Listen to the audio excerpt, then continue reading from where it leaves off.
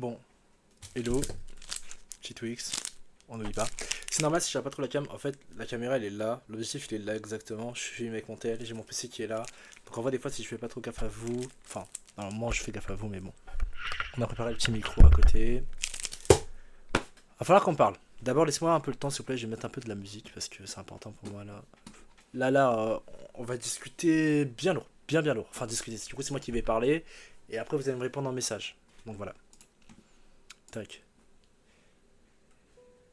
Et je vais baisser le son. Euh... J'espère que le son pour vous il est pas fort. En fait ça me dérangerait qu'il soit fort. Je vais vraiment baisser parce que j'ai l'impression que le son il est fort et ça me dérange.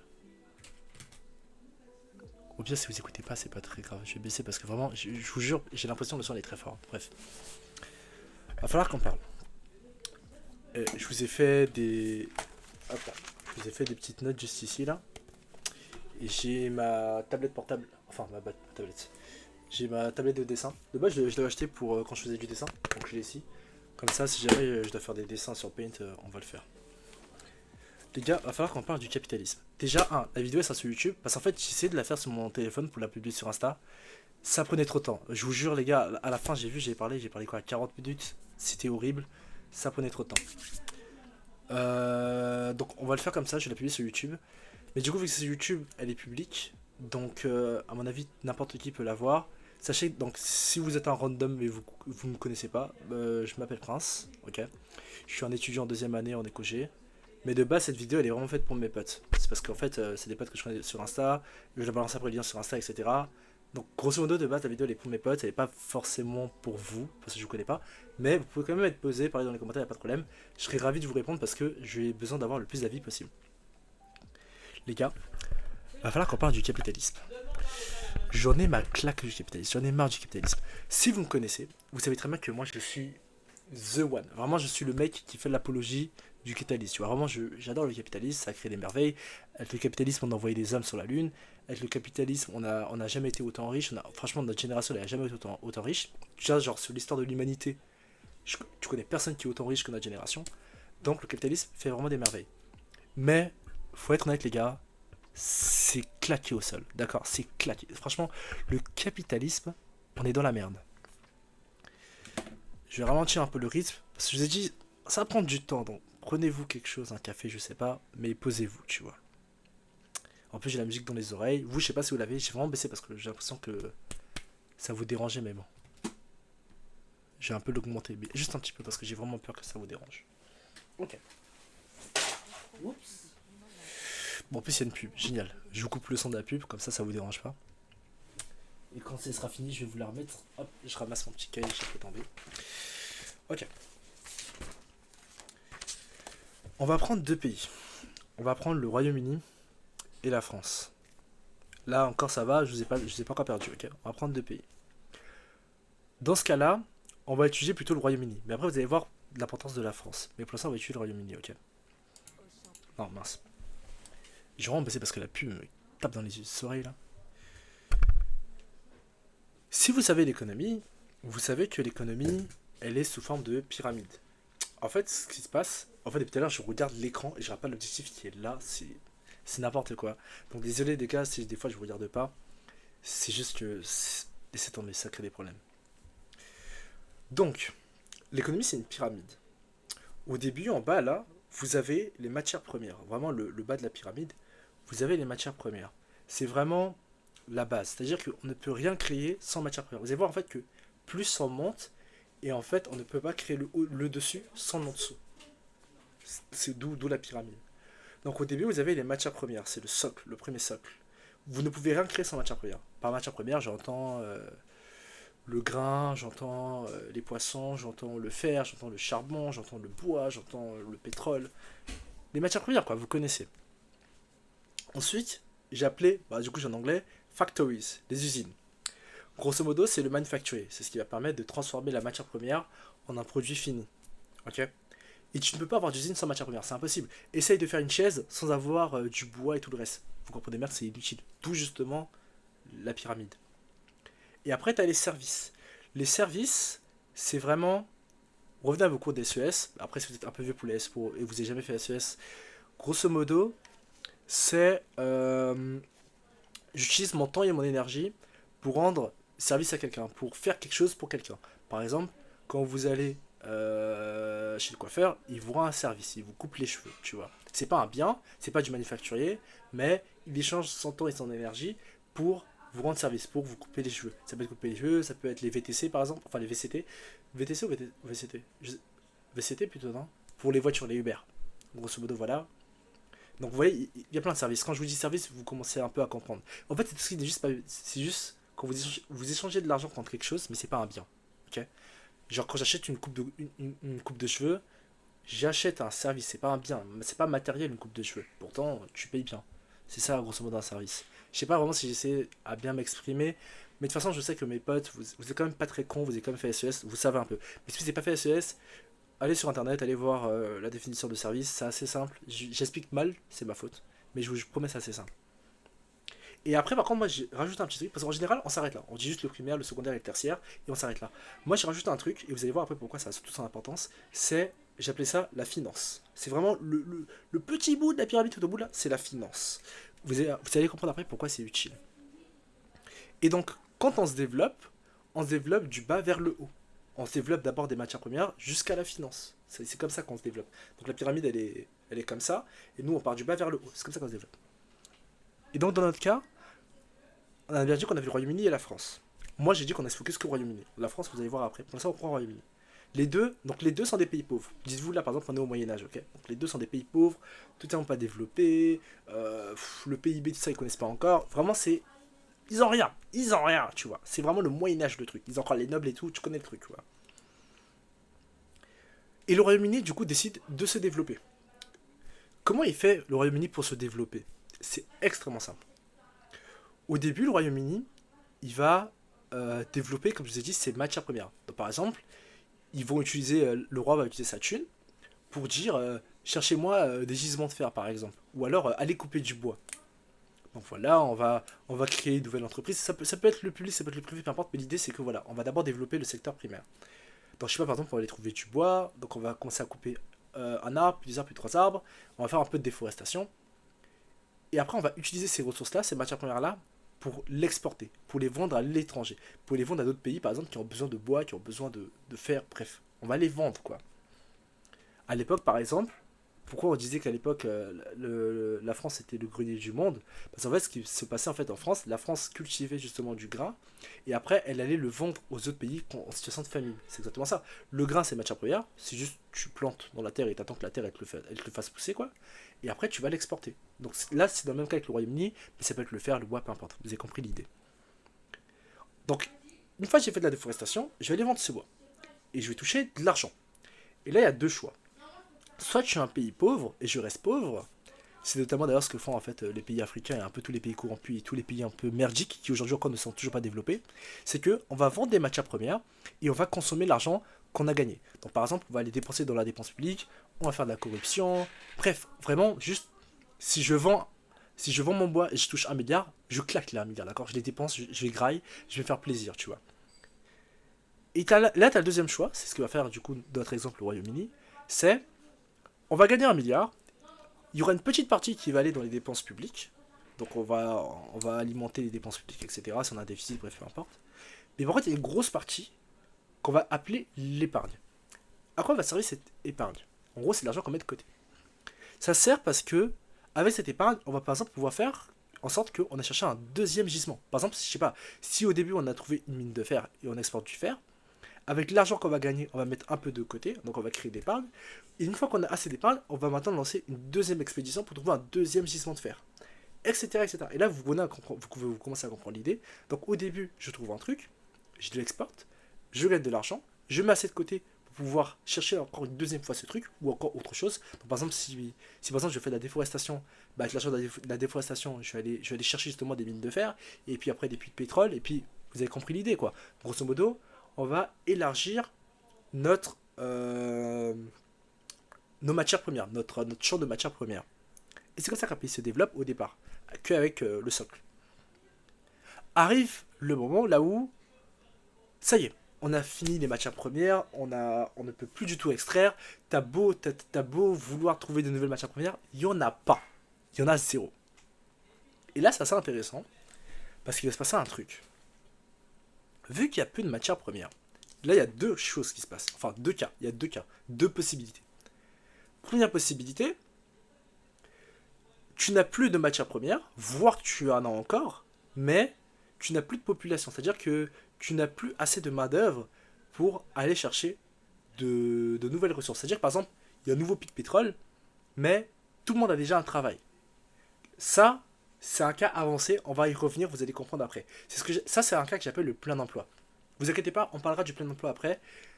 Là, pour l'instant, on va se concentrer plutôt sur le deuxième cas, qui va après, après on va le faire dérouler, jusqu'à ce qu'on arrive au stade, comme je vous ai dit, le plein emploi, mais ça, c'est vraiment après. Et maintenant, le deuxième cas, par contre, c'est que tu as fini toutes tes matières premières, mais tu as encore des gens au chômage, tu as encore des gens qui ne travaillent pas. Ou alors qui sont plutôt paysans encore, tu vois. Mais grosso modo, c'est des gens qui ne sont pas vraiment encore salariés. Et ben là, c'est là maintenant qu'arrive la deuxième étape. D'où les usines. Faut savoir un truc. Un pays s'enrichit avec les usines. Ça c'est la loi universelle. Un pays s'enrichit avec les usines. Je vais vous expliquer pourquoi. Prenons l'exemple. Je vais aller sur mon ordinateur. Tiens, on va aller sur mon ordinateur et je vais vous le montrer. Donc je vais ouvrir une page et je vais vous le montrer. Ok. Attendez. Tac, tac. Je vais prendre ça. Et je vais prendre par exemple ça. Tac. On va prendre ça par exemple. Je vais prendre ça. Est-ce qu'il y a les prix? Ok. Il y a les prix. On va plutôt changer. Je vais faire... C'est quoi pire? Je prends l'IA parce que du coup l'IA c'est beaucoup mieux. Parce que du coup l'IA me donne directement toutes les informations. Je suis vraiment désolé, je fais vraiment mon truc à l'arrache, mais... De base je vous ai dit c'est pour mes potes. Je suis pas là pour faire une vidéo pro, moi j'en bats les couilles. En plus à mon avis ça ressemble à la seule vidéo de la chaîne parce que je compte pas faire de vidéo moi.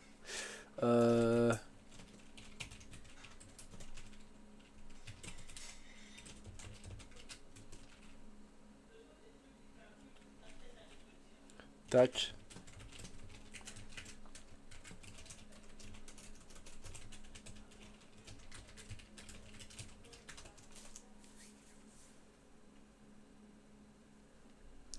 Blablabla. Bla, bla, bla. Ok, génial. Génial. Du coup, je vais vous montrer ce qui se passe, ok. Donc, tac. C'est totalement pas lui, je suis totalement désolé. Je vais faire ça. Hop là. Je suis vraiment en train de finir. Hop. Je prends lui. Je prends lui. Je m'en fiche. Je prends lui. On fait ok. Fit. Alors, transformer. Fit to screen.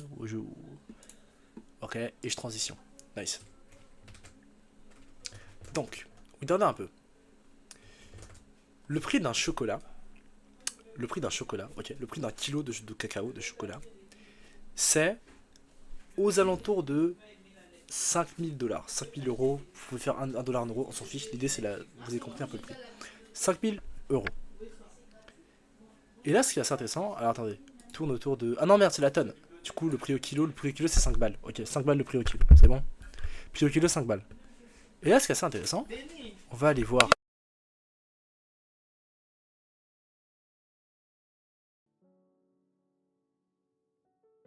Oups, en plus mon micro était mute.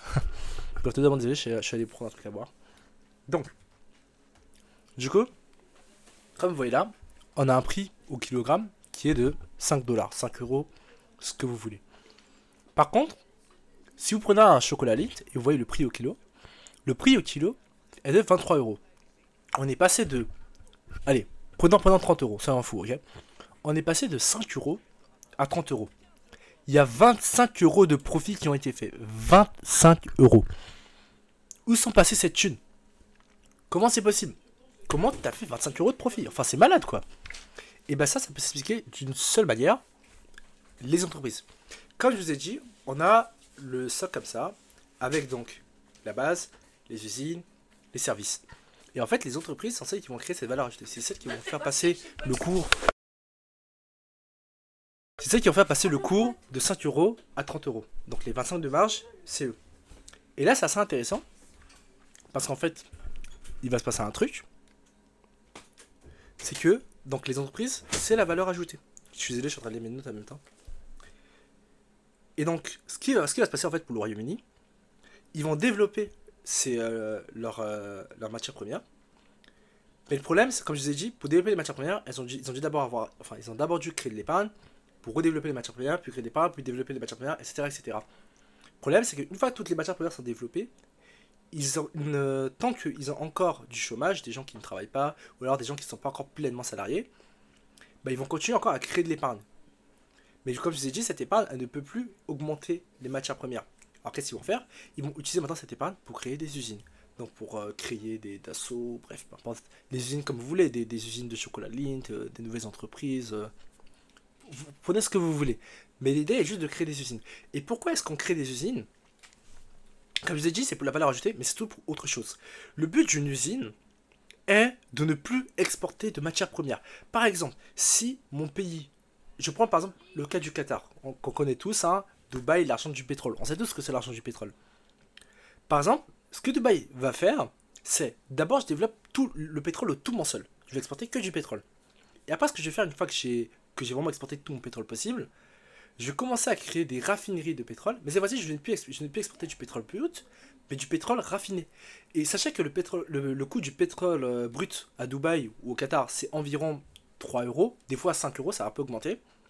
Et le prix d'un baril de pétrole raffiné, celui que vend Total, c'est genre 60 à 80 euros. Donc vous voyez que l'idée derrière est qu'en fait, bah, on va créer toujours plus de raffineries pour que tout le pétrole qu'on devait exporter soit obligé de passer par nos raffineries pour après être exporté sous forme de pétrole raffiné et plus du tout de pétrole brut. Et voilà, c'est ce que va faire le Royaume-Uni. Si par exemple le Royaume-Uni s'est beaucoup développé sur le bois, là ils vont créer des usines qui vont aspirer cette demande de bois et donc le Royaume-Uni ne va plus jamais du tout exporter de bois, mais exporter que des produits faits à partir de bois, comme des chaises, des meubles, ce que vous voulez. Et donc là, c'est comme ça qu'on fait maintenant la deuxième édifice, les usines. C'est comme ça qu'on se développe. C'est là quelle est la valeur ajoutée. Et ça, on va le faire jusqu'à ce que on atteigne le plein emploi. C'est-à-dire que il y a forcément un moment là où en fait on est tellement développé que il n'y a plus de gens au chômage. Ça n'existe plus. Enfin, le chômage n'existe plus. C'est le plein emploi, quoi. Et là, c'est intéressant. Il va se passer un truc. Vu que le chômage, vu qu'il n'y a plus de chômage, tout le monde est au plein emploi. Le problème, c'est que l'épargne, elle existe toujours. Les gens, ils mettent toujours de côté. Ok? Les gens, ils ont toujours l'argent pour mettre de côté. On est bien d'accord ou pas? En plus, vu qu'ils ont créé des usines et qu'ils ont une très forte valeur ajoutée, ils ont toujours plus d'argent à mettre de côté. Donc les mecs, ils ont une grosse épargne, ils savent pas quoi faire. Le problème, c'est que si jamais ils utilisent cette épargne pour créer par exemple une nouvelle usine, bah, comme je vous ai dit, on a un plein emploi. Ils n'auront pas de nouveaux salariés. Ça, et donc, quand vous êtes en plein emploi, la seule manière d'avoir des salariés, c'est de jouer sur le prix. Et c'est quoi le prix d'un salarié? Bah c'est son salaire. Et là, il va se passer un truc assez intéressant. Je vais vous prendre une feuille et essayer de vous faire un dessin. Quoique je vais reprendre ma feuille et j'essaie de vous faire un dessin ici. En fait, il faut que vous compreniez que pour l'entreprise, elle a toujours de l'épargne et elle va créer de nouvelles usines. Mais pour avoir des salariés dans cette usine, il faudra qu'elle augmente les salaires. Et pour une entreprise, c'est rentable, écoutez-moi bien, c'est rentable pour une entreprise d'augmenter les salaires tant qu'il y a du profit derrière. En fait, tant que le profit il est assuré, alors les salaires sont assurés. Je m'explique. Imaginons par exemple que voilà, on a atteint le plein emploi et que le salaire moyen, enfin le salaire un peu de tout le monde, on va dire, soit 1000 euros. 1000 par an, 1000 euros, ce que vous voulez. Prenez les valeurs que vous voulez, mais l'idée est la même, ok? Quand on est en plein emploi, tout le monde a le même salaire. Et si le même salaire, disons que ce soit 1000 euros, ok? Donc, le salaire c'est 1000 euros. Disons maintenant que un salarié, par exemple, il produise, je sais pas, par exemple, 10 000 euros de CA. C'est-à-dire qu'un salarié, pour là, il travaille à l'usine, et à force de travailler à l'usine, le mec, on lui paye 1000 euros chaque mois, mais chaque mois, il arrive à créer des produits qui, si on arrive à tout vendre, vont rapporter à la boîte 10 000 euros. Ok. Exemple tout con, si vraiment vous n'avez toujours pas à comprendre, disons que le mec on le paye 1000 euros chaque mois, et en un mois par exemple il arrive à faire 10 voitures, ok. Et bien si chaque voiture on les vend 1000 euros, à la fin du mois il crée 10 000 euros de valeur. Vrai ou faux? Bon après, j'ai bien dit de valeur, c'est le chiffre d'affaires. C'est pas après le bénéfice, parce qu'après la voiture forcément c'est de la matière première, et la matière première c'est des coûts, donc en fait c'est pas vraiment 10 000 euros. Bref, on s'en fout, pour l'instant je parle juste du CA. Donc 10 000 euros de valeur. Donc là c'est ce que je vous ai écrit là. Enfin là du coup vous lisez mal vous, c'est un peu... Non vous lisez bien, oh vous lisez bien, ok my bad, c'est moi je lis mal. Donc vous voyez bien qu'ici il y a 1000 euros, et on passe à 10 000. Et donc là pour l'entreprise, elle va essayer de réfléchir. Imaginons que je double les salaires de mes employés. Donc on passe de 1000 à 2000. Combien ils vont me rapporter? Est-ce qu'ils vont me rapporter 20 000 euros? Est-ce qu'ils vont me rapporter, je sais pas moi par exemple 12 000 euros? Ou est-ce que on va toujours rester à 10 000 euros par exemple, voire on va descendre à 8 000 euros? Hop là, comme c'est là. En plus vous voyez j'ai mis des petits apostrophes là, comme en anglais. J'aime bien parce que ça permet vraiment de voir. Donc vous voyez par exemple dans le premier cas. Dans le premier cas par exemple, si on passe de 1000 à 2000 euros, et que comme valeur, il crée de 10 000 à 20 000 euros de valeur, l'entreprise elle va lui augmenter son salaire. Soyez sûr, l'entreprise va lui augmenter son salaire. Parce que d'un côté, j'augmente son salaire de 1000 euros chaque mois, mais lui d'un autre côté, il augmente mes profits de 10 000 euros chaque mois. C'est bénef. Ça fait littéralement 9 000 euros de profit. C'est incroyable. C'est ce que... Donc l'entreprise, là, vous soyez sûr, elle va augmenter les salaires. Deuxième cas. Je fais passer son salaire de 1000 euros à 2000 euros, mais lui, il va créer de 10 000 euros de valeur à 12 000 euros de valeur. L'entreprise va quand même augmenter son salaire. Parce que là, on est passé de 10 000 à 12 000 euros de valeur. Donc on a eu une augmentation de valeur de 2000 euros. Et d'un autre côté, son salaire il est passé de 1000 à 2000 euros. Donc on a augmenté son salaire de 1000 euros. Et donc quand tu fais les 2000 moins 1000, en fait, la création de valeur a augmenté de 1000 euros. Donc l'entreprise a intérêt à augmenter son salaire. Ça, bien sûr, après, c'est que le CA. Mais après, si on fait avec les coûts, avec les impôts, etc., et on se rend compte qu'en fait c'est de la merde, on va pas le faire. Mais vous avez compris l'idée. Troisième cas, enfin du coup troisième et quatrième cas, on fait passer son salaire de 1000 à 2000 euros. Par contre, la création de valeur, elle passe de 10 000 à 10 000. Donc en fait, soit elle reste la même, voire même elle passe de 10 000 à 8 000. Là, je vous fais pas un dessin. On a augmenté son salaire de 1000 euros. Les profits ont augmenté de 0, voire même on a perdu 2000 euros de profit. Donc, enfin, de profit de CA. Et donc, en fait, c'est totalement pas rentable pour la boîte de le faire. Ok. Là encore, je dis ça, vous avez capté un peu l'idée. Et donc, ça, c'est ce que les entreprises vont faire.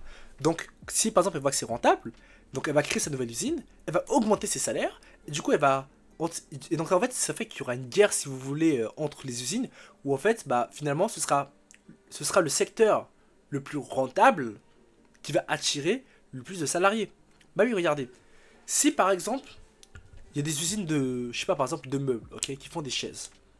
Si les marges sont très faibles, donc par exemple, un employé, il arrive à peine à créer seulement 2000 euros de valeur, alors qu'il coûte 1000, donc en fait, il crée que 1000 euros de valeur, tu vois. Et par exemple, je sais pas, une entreprise comme Airbus, on reste toujours dans les usines, hein, une entreprise comme Airbus, par exemple, où on paye un salaire 1000 balles et il crée, par exemple, 100 000 euros de valeur, tu vois. Bah ça fait qu'au bout d'un moment, en fait, Airbus peut se permettre d'augmenter les salaires bien plus, par exemple, qu'une entreprise qui fait des chaises, tu vois. Et donc, en fait, ça fait que, en situation de plein emploi, il y a une concurrence entre secteurs, et les secteurs qui vont gagner souvent dans cette situation-là, c'est les secteurs qui, finalement, en fait, rapportent le plus, en fait. Et là, souvent, c'est ce qui arrive avec les secteurs à haute valeur ajoutée, genre la tech, Airbus, par exemple, avec l'aviation, les secteurs qui sont souvent liés à l'armement. En gros, tous les secteurs à grosse valeur ajoutée, tu vois. C'est pas les secteurs genre la petite usine Temu en Chine, tu vois. C'est l'idée, quoi. Et là, par contre, c'est là vraiment que j'aimerais trop arriver. C'est vraiment pour ça que j'ai un peu tout mis en place.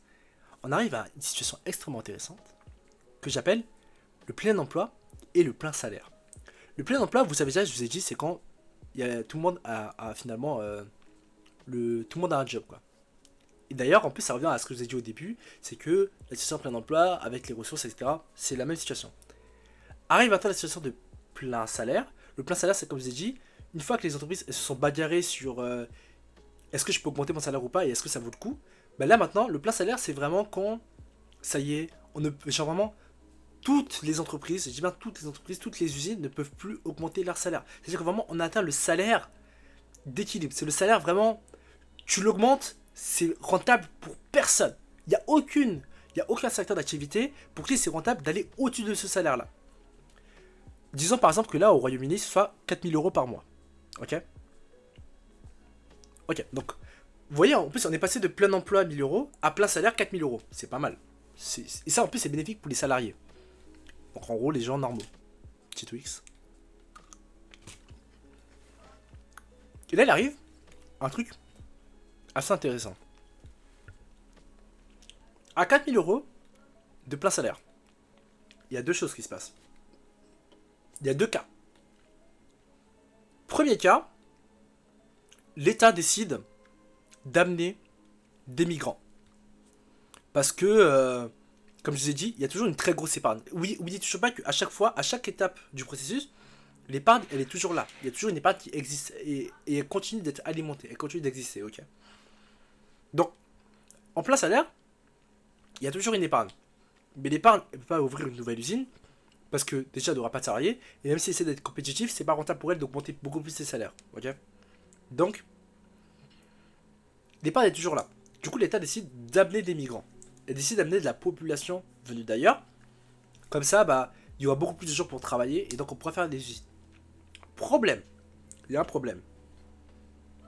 C'est que, en plein salaire, imagine le plein salaire c'est 4 000. Bah, si j'amène des gens, je vais dérégler le marché. Parce que d'un côté, on a par exemple des migrants qui sont habitués à 100 € par mois. Pour eux, 100 € par mois, c'était le pain béni. Et là, ils arrivent au Royaume-Uni. L'entreprise, elle va jouer sur le fait que les mecs, c'est des migrants. Et plutôt de payer 4 000 par mois, elles vont le dire, ah, je te paye 3 500 par mois. Sauf que le mec, il est passé de 100 balles à 3 500 par mois. Il va dire oui tous les jours. Vous imaginez, mais c'est dingue. C'est incroyable. Et là, en fait, il y a un problème. Dans ce cas-là, quand les migrants ils arrivent, c'est souvent là que naît le racisme. En fait, ce qui va se passer, c'est que, imaginez vous êtes un natif. Imaginez que vous avez été là au Royaume-Uni, vous avez vécu cette période de Moyen-Âge jusqu'à aujourd'hui plein salaire. Là, il y a des migrants qui arrivent et qui acceptent de travailler pour 3 500. Le problème, c'est qu'au début, ça va, parce que vous vous rendez pas compte. Mais plus il y a des migrants qui arrivent, au bout d'un moment, par exemple, vous allez vous retrouver dans une boîte où il y a 60% de migrants qui acceptent d'être payés pour 3 500 et 40% de mecs qui sont des natifs qui essaient d'être payés pour 4 000 balles. Imaginez, vous êtes l'entrepreneur, vous êtes le PDG de la boîte. Qu'est-ce que vous allez faire? Vous allez dire que simplement vous dégagez tous les natifs parce qu'ils demandent trop d'argent et vous embauchez les 40% restants des migrants. C'est aussi simple que ça. Et c'est là en fait que naît le racisme. Parce qu'en fait, ce qui va se passer, en fait, c'est que les migrants vont tirer les salaires vers le bas. Et ça va énerver les natifs parce que les natifs, ils étaient bien contents de gagner 4 000. En fait, si vous voulez, les natifs, ils vont passer de 4 000 à 3 500, puis 3 000, puis 2 500, puis 2 000, etc., etc. Alors que les migrants, ils vont passer de 100 à 3 500, ce qui est dingue. La deuxième vague de migrants, ils vont passer de 100 à 3 000, ce qui est dingue. Puis l'autre vague, c'est de 100 à 2 500, ce qui est dingue. Vous voyez le truc? Donc en fait, il y a une décorrélation entre les migrants qui augmentent leur niveau de vie et les natifs qui baissent, qui voient leur niveau de vie baisser. Et souvent là, dans les situations comme ça, ce qui va se passer, c'est que s'il y a un politicien qui arrive et qui a les couilles de dire ouais bon finalement on arrête la migration, ils allaient se faire foutre, je peux vous jurer que le lendemain, il a 100% des voix pour la présidentielle. À tel point que limite vous allez vous dire que le bulletin était truqué. C'est une dinguerie. Et donc là par contre on va passer au deuxième cas. Deuxième cas, donc l'État n'accepte pas de migrants. Ou alors n'accepte plus de migrants. Donc, le premier cas, c'est simple. Le premier cas de l'État accepte des migrants, il arrivera forcément un moment où les migrants ils auront trop tiré les salaires vers le bas et l'État va forcément devoir tôt ou tard arrêter d'amener des migrants. Et donc on va se retrouver du coup après, une fois les migrants ne vont plus venir, on va encore devoir régler le marché jusqu'à revenir en plein salaire. Et donc en fait là il y a une boucle. Soit on amène toujours plus, soit à chaque fois qu'on est en plein salaire on amène des migrants et tire le salaire vers le bas et après on arrête d'amener des migrants et après on revient en plein salaire et vous voyez la boucle. Ou alors les gens, les natifs voient la douille arriver et ils disent quand on est en plein salaire on ne veut quand même pas des migrants. On ne veut pas cette boucle infinie. D'ailleurs fun fact, vous savez que en Suisse les Français vous êtes détestés. Sans déconner. Parce qu'en fait, les Français, donc vous voyez là dans le cas là, les migrants qui arrivent au Royaume-Uni, les gars, en Suisse, les Français, vous êtes les migrants de la Suisse. Vous êtes ceux qui tirent les salaires vers le bas. À tel point que la dernière fois, par exemple, j'étais allé en Suisse, j'étais allé dans un restaurant, Vous savez, c'est qui les serveurs, les mecs qui font la vaisselle, etc. dans les restaurants suisses? C'est les Français. Et quand tu leur demandes, tu gagnes combien? Ils vont dire, moi je gagne 2800, 3000 euros par mois, tu vois. Donc, pour eux, par rapport à la France, ils ont doublé leur salaire. Mais 3000 euros, mon gars, et si t'allais vivre en Suisse, tu vis pas, tu meurs. Et ça, c'est le problème, en fait. Les Français, vous êtes détestés en Suisse. Désolé. Vous êtes les migrants de la Suisse, ils vous détestent. Enfin, toujours en humour, bien sûr. Mais vous avez compris l'idée. Ok. Fin de la parenthèse. Donc, après, il y a le deuxième cas. Le deuxième cas, comme je vous ai dit, ça fait déjà 30 minutes. Le deuxième cas, comme je vous ai dit, c'est... On arrête d'amener des migrants. Là, les gars, il se passe un truc de dingue. Comme je vous ai dit, l'épargne, elle existe toujours. Mais, on ne peut plus ouvrir de nouvelles usines au Royaume-Uni. Commence alors à naître un autre truc. On va aller voir les voisins. Plutôt d'amener les migrants chez nous, allons chez les migrants. Bah oui. Et donc, ce qui se passe, c'est qu'en fait, il y a les usines qui vont commencer à aller voir les migrants. Prenons maintenant, du coup, c'est maintenant que là arrive la France. Donc la France, rappelez-vous, qui est comme le Royaume-Uni, enfin qui était comme le Royaume-Uni au départ, pas développé, et qui a continué à rester pas développé du tout.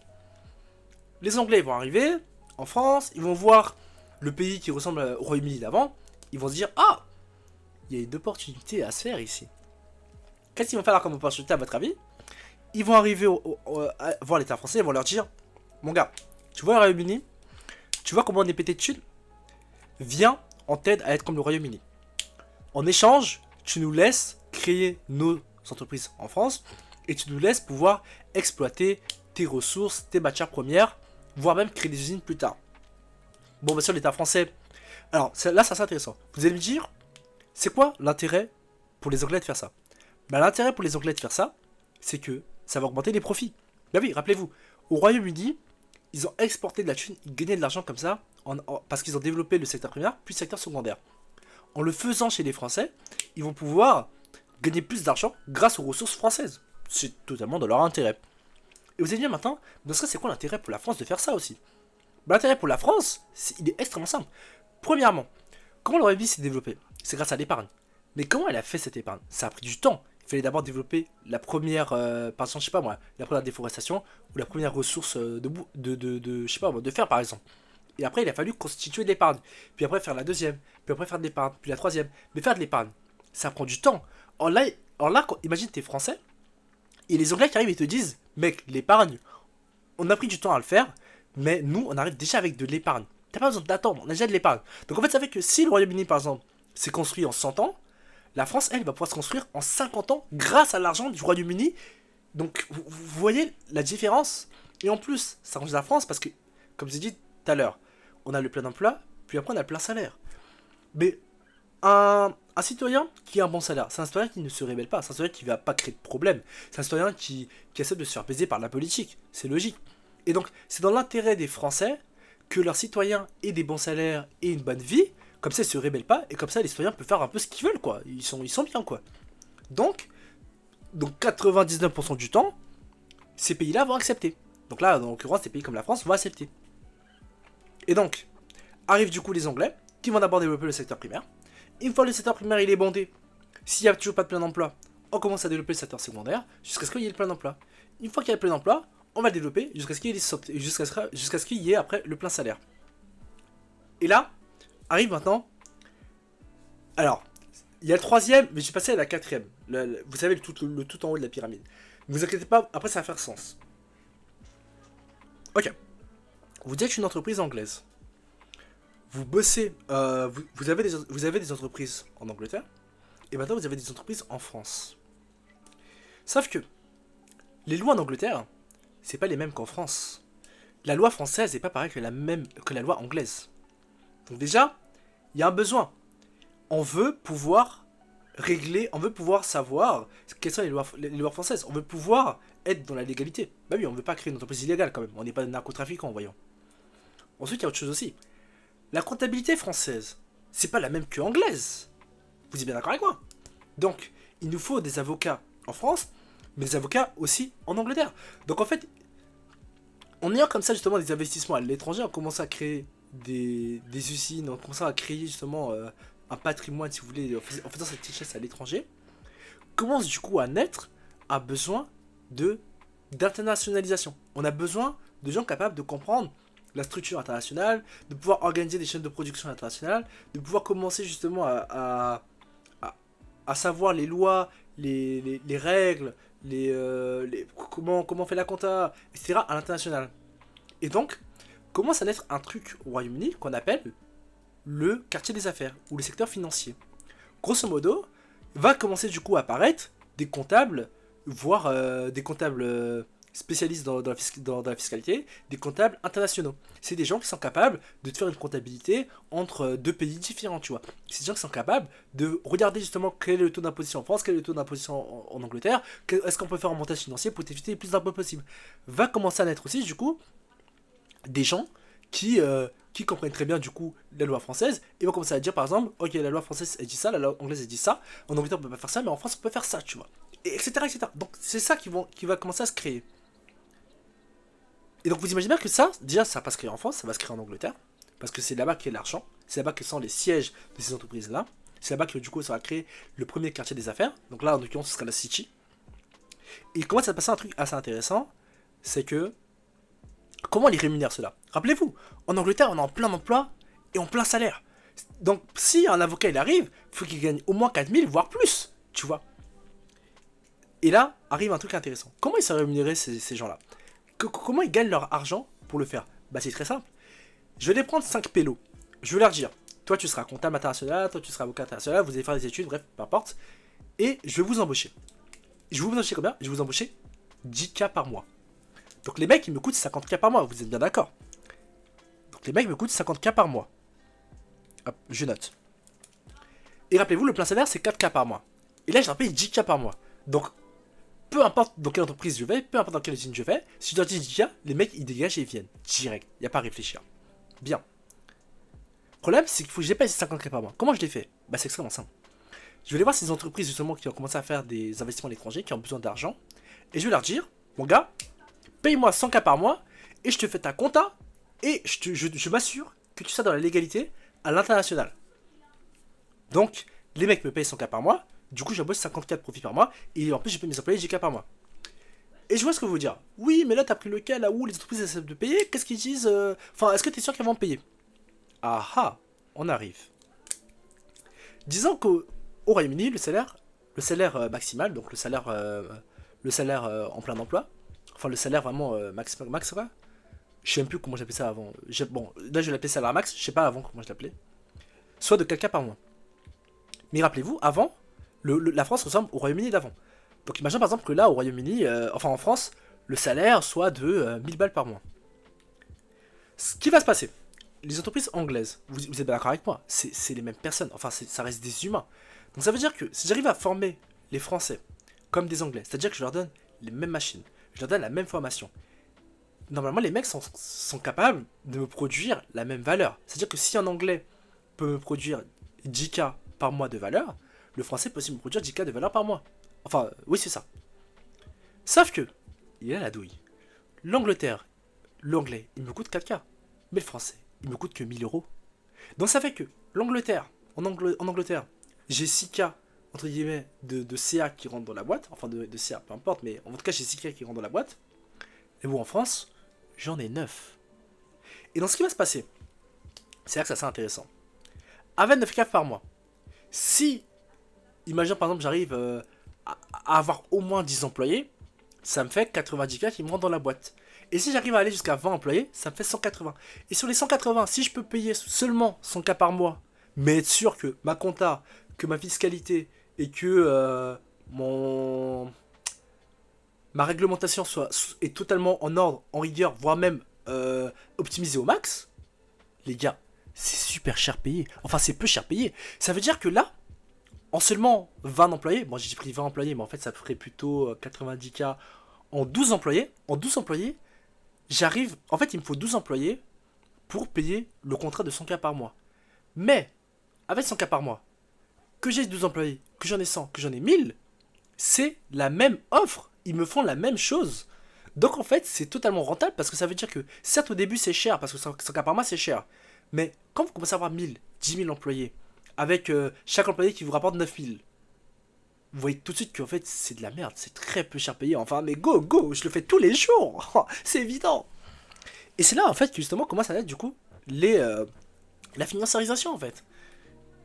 Parce qu'il y a un besoin de la part de ces multinationales là, c'est là en fait que sont créées les multinationales. Et l'offre est répondue justement par la City, par les quartiers des affaires. Maintenant, bon, maintenant on n'a plus la France. La France, hein, après, ça fait ce que après ce que je vous ai dit, donc après plein d'emplois, etc. Ça, après, c'est comme le Royaume-Uni, vous le savez déjà. Par contre, ce qui est intéressant maintenant, c'est de regarder du côté du Royaume-Uni ce qui se passe. Donc, au début, on a la financiarisation. Comment la financiarisation elle se crée? Comment ce côté quartier des affaires, finance se crée? Donc, au début, c'est juste des gens qui vont démissionner de leur plein gré des usines anglaises pour aller se former, pour après derrière créer des cabinets d'avocats, cabinets de comptables, etc. Tu vois. Donc au début, les mecs se font pas virer, hein. Ils vont juste partir. Et c'est là qu'il y a un truc assez intéressant qui commence à naître, c'est que les usines qui perdent des employés. Imagine, donc comme je l'ai dit tout à l'heure, 4K par mois, 10K, ça fait 6K qui rentrent dans la boîte, ok? Ces entreprises qui gagnent 6K par mois. Imaginons que par exemple, je gère une usine, je suis en anglais, je gère une usine, j'ai 100 employés. J'en ai 10 qui sont partis. Je les ai pas virés, ils sont partis. Le problème, c'est que avant, je gagnais du coup 6 fois 100, donc je gagnais 600 000 par mois. Sauf que maintenant, je ne gagne que 90 fois 6. Donc 6 fois 9, 30, avant 60, ça fait 54, donc 540 000. Je ne gagne que 540 000. Le problème, c'est qu'en fait, mon revenu, il est en chute. Vous êtes bien d'accord avec moi? Au début, j'avais 100 employés, donc j'avais un revenu comme ça. À 90, mon revenu il est comme ça, et puis après, ça continue de descendre. En fait, au fur et à mesure que la finance, que le quartier des affaires va rapporter plus, aura de plus en plus de contrats, et donc va de plus en plus aspirer justement, entre guillemets, la main-d'œuvre déjà existante, en plus qui est déjà en plein emploi et en plein salaire, bah, au fur et à mesure, mes revenus vont commencer à baisser. Moi qui gère une usine. Et là, j'ai envie de vous dire un truc. Pourquoi la bourse, elle a été créée? Pourquoi Wall Street? Pourquoi la City? Pourquoi le CAC 40? Pourquoi tout ça, ça a été créé? C'était créé parce qu'en fait, il y a des entreprises qui ont des besoins d'argent. Des entreprises qui sont en difficulté, voire qui ont des projets, et elles ont besoin d'argent pour mener à bien ces projets. Et maintenant, donc, arrive un truc. Vu que moi, je perds du revenu, qu'est-ce que je vais faire à votre avis? Bah, je vais créer une bourse. Je vais créer une bourse. Je vais créer une bourse et je vais demander à des gens de me donner de l'argent. Et je vais leur dire que oui, avant, je gagnais 600K par mois. Maintenant, je ne gagne que 540. Mais si vous me donnez de l'argent, je vais me débrouiller pour essayer de retrouver le 600K par mois. Donc les mecs qui vont me donner de l'argent. D'ailleurs, vous pouvez noter justement que bah, vu que je viens de créer une bourse, vu comment c'est du coup à naître aussi des traders. Vous êtes bien d'accord avec moi? Les traders, les wealth management, etc. Ils commencent à naître, ça va de là. Bref, enfin la parenthèse. Maintenant que je suis allé en bourse, j'ai donné mes actions, etc., j'ai récupéré de la thune. Le problème, vous imaginez bien que pour retrouver mes salariés, je suis obligé de dépenser au moins 10K par mois en Angleterre. Mais ça, c'est pas possible. Comme je vous ai dit, comme je vous ai dit, 4K, c'est vraiment le maximal. Donc, à part la finance, personne, aucune usine ne peut aller au-delà. Sinon, tu perds de l'argent, c'est inutile. Donc, où est-ce que je vais trouver ces 10 salariés restants? Très simple. Tu vas en France, c'est moins cher. Et donc, du coup, ce qui va se passer, c'est l'argent qu'ils ont réussi à récolter là. Ils vont aller ouvrir une nouvelle usine en France. Comme je vous ai dit, un salarié, en Angleterre, ça coûte 4K par mois.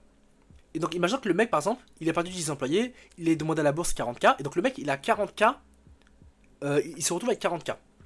Donc, soit tu dépenses 40K en Angleterre, mais tu n'auras personne, soit tu dépenses 40K en France. Mais rappelez-vous, en France, le salaire moyen, c'est 1K. Donc, si je décide de payer 1K de salaire, et que je décide de cramer mes 40K, je me retrouve avec 40 employés. C'est une dinguerie. Avec 40K en Angleterre, t'as que 10 employés. Avec 40K en France, t'as 40 employés. Et rappelez-vous encore une autre chose. La production de valeur. La production de valeur, c'est la même en Angleterre comme en France. Parce que je forme les deux de la même manière. Je leur donne, je mets à disposition le même capital.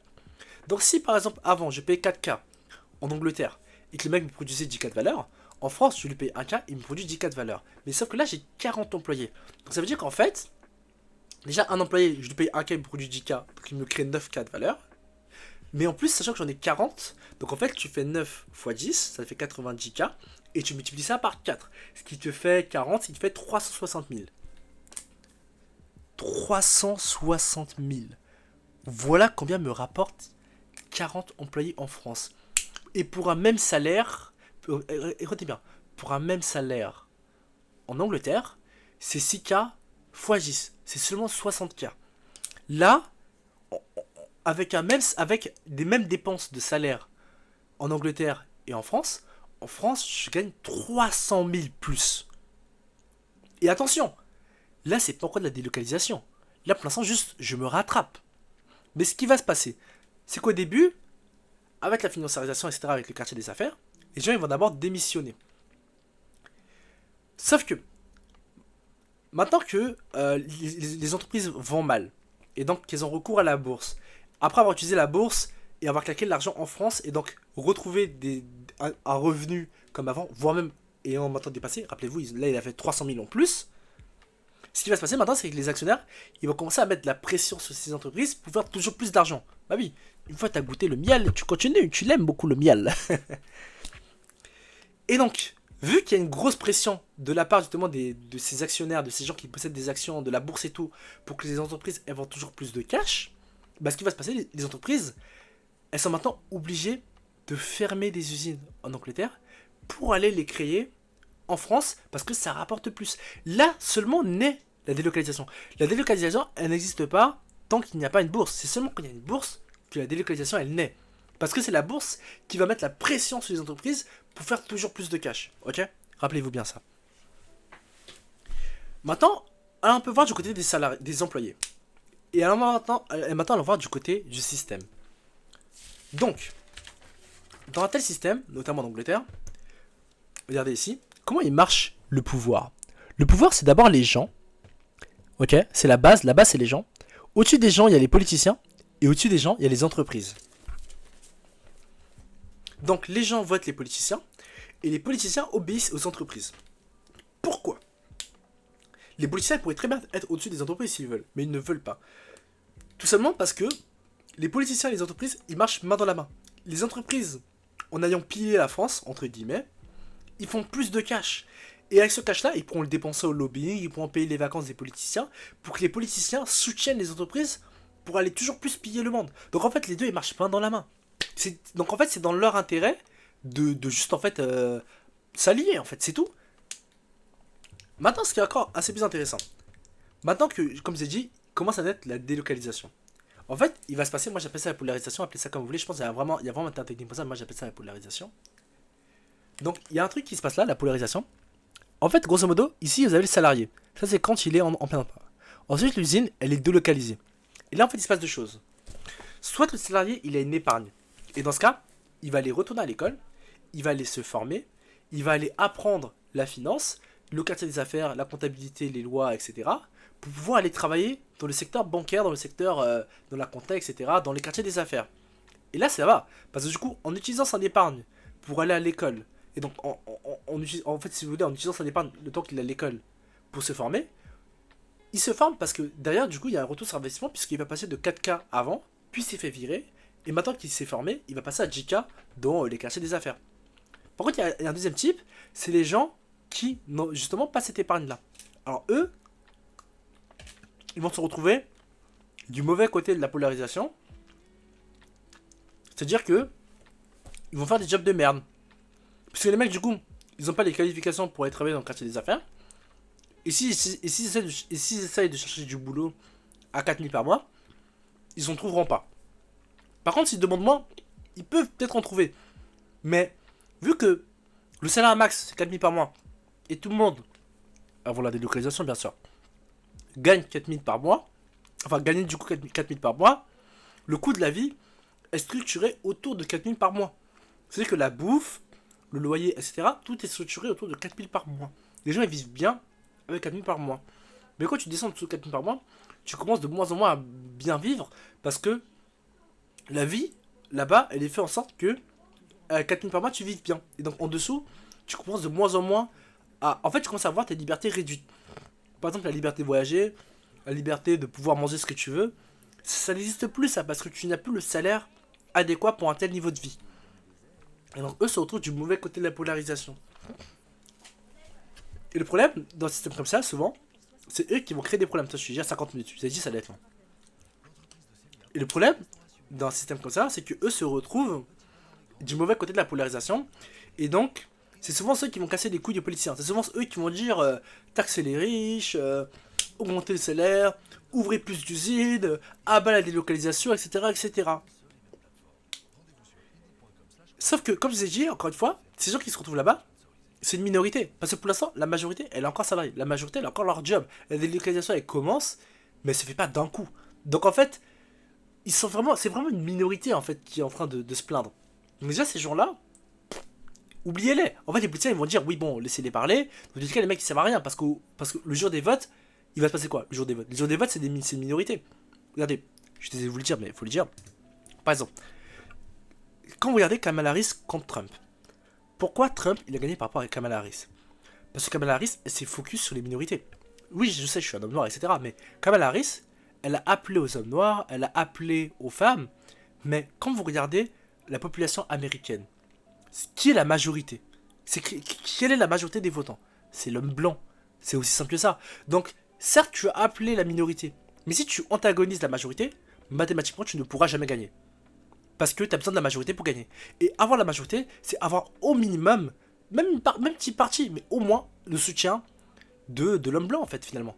Et là, c'est ce qui se passe dans ce cas-là. Dans ce cas-là, la minorité, c'est des gens qui sont polarisés du mauvais côté. Mais la majorité, elle vit bien. La majorité, elle a encore leur salaire. La majorité, voire même la majorité, maintenant, elle travaille dans les quartiers des affaires. Donc, eux, ils n'ont pas ce problème de délocalisation, je sais pas quoi. Ils ne savent pas ce que c'est, eux. Ils ne savent pas ce que c'est. Et donc, pour eux, c'est pas dans leur intérêt de voter pour des gens qui veulent arrêter la délocalisation et tout. Ça n'a aucun sens, tu vois. Et je vais même dire encore autre chose. Pourquoi ce système va continuer à tenir? Parce que les gens qui sont polarisés du mauvais côté, ils ont des enfants. Leurs enfants, ils voient très bien où sont les salaires. Ils voient très bien que l'avenir sera dans le secteur de la finance. Et en fait, c'est là en fait c'est assez fou dans un système comme ça. C'est parce qu'en fait, du coup, les quartiers des affaires, la finance, etc. se met à amasser, à aspirer la main-d'œuvre, mais en plus à aspirer les futurs talents.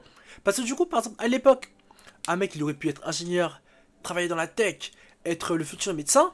Mais non, non, non. Il préfère utiliser son intelligence pour apprendre comment faire la compta pour que des entreprises puissent le moins possible payer leur impôt, en fait. Parce que ça rapporte. Parce que ça rapporte. Là où, par exemple, docteur, tu aurais peut-être gagné 4K par mois. Là, mec, en aidant les entreprises à échapper à leur impôt, c'est 10K par mois.